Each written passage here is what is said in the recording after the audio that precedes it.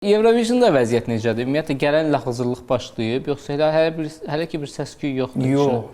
Heç hansı bir xəbərim yoxdur əslində.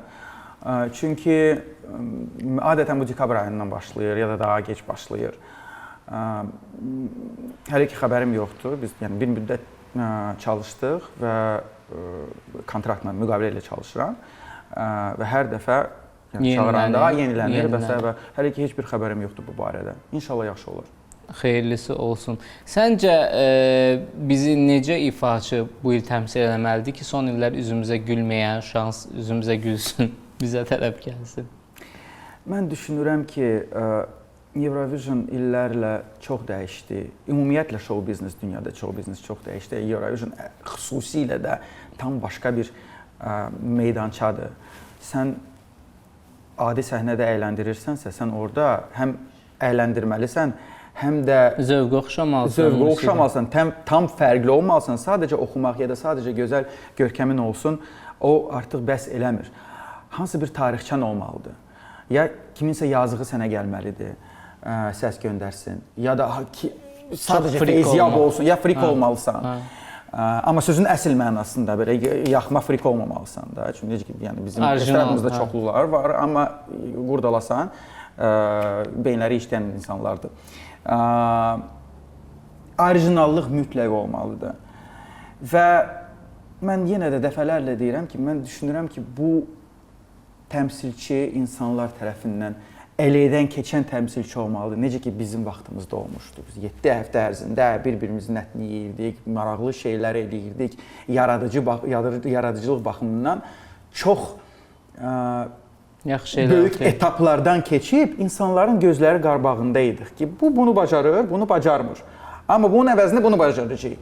Və insanlar artıq başqa cür yanaşırlar bu prosesə. Mən düşünürəm ki, bu mütləq olmalıdır. İnsanlar seçib, insanlarla jüri münsiflər seçib tamaşaçıya təqdim etməyə, heç olmasa 50-50 olmalıdır. Çünki mütləq gizli seçimlər edilir və ona görə sonra da görürsünüz ki, narazılıq olur. Bəs bu sənə qarşı boykot fikirləri vardı, ona qarşı heç bir reaksiya vermədin? Niyə də verim? Yəni bu sadəcə insanların öz fikirləridir və mən onlara çox normal yanaşıram. Kritikaya, tənqiddə deyirlər. Tənqidə də çox normal yanaşıram. Çünki fikirlər fərqlidir. Amma əgər mən oradaydımsa, əgər mənim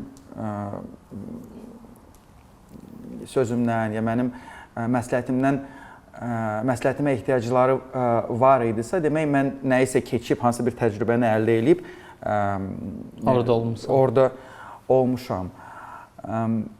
Düşünürəm ki, deyəsən birinci dəfədir bu barədə danışıram. Birinci dəfə danışıram. Və mənim işim sadəcə və sadəcə, xüsusilə daha sonuncu il, musiqi tərtibatından ibarət idi. Gözəl studiya, gözəl aranjmançı, gözəl hər şey musiqi baxımından bir mahnı seçiminə qarışa bilirsiniz, yoxsa sadəcə seçilən mahnının üzərində ən yaxşı keyfiyyətli məhsul təqdim edirsiniz? Yox. Ümumiyyətlə keyfiyyətli məhsul təqdim etmək üçün mahnı seçiminə də qarışırıq. Amma bizim bu bir neçə il ərzində bizim bir nömrəli, şəxsən mənim də bir nömrəli istəyim o idi ki, bizim mahnımız olsun.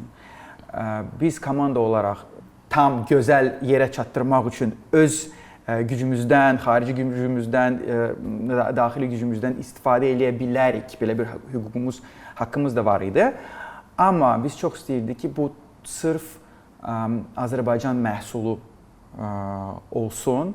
Ən azı, yəni müəlliflik Azərbaycan məhsulu olsun. Çünki şəxsən mən bu layihəyə bir günlük və bir neçə dəqiqəlik, bir neçə aylıq layihə kimi baxmıram.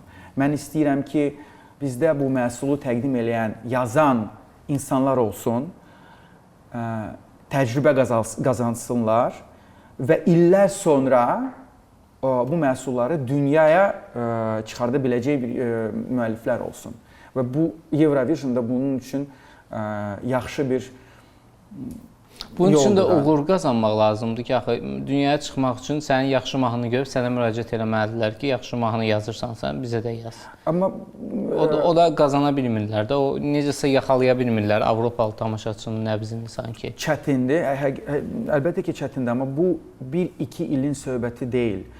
Sən gərək alışmalısan, eşitməlisən, başa düşməlisən nə lazımdır, necə olmalıdır. Bir çox əleylərdən keçmək lazımdır və yenə də dənəməklə, hər şey dənəməklə gəlir, müqayisə ilə hər şey əmələ gəlir. Bir il bunu göndərirsən, bilirsən, hə, yox, bu maraqsızdır. Növbəti il başqasını göndərirsən, hə, yox, bu daha yaxındır. Çünki Avropada da zövqləri, əhval-ruhiyyəsi tam başqadır. Və düşünürəm ki, biz mümkün qədər sadəcə fərqli mahnıları, məhsulu göndərməliyik ki, başa düşək, sonunda başa düşək bizdən, şəxsən bizdən, bizimki müəlliflərdən nə tələb olunur.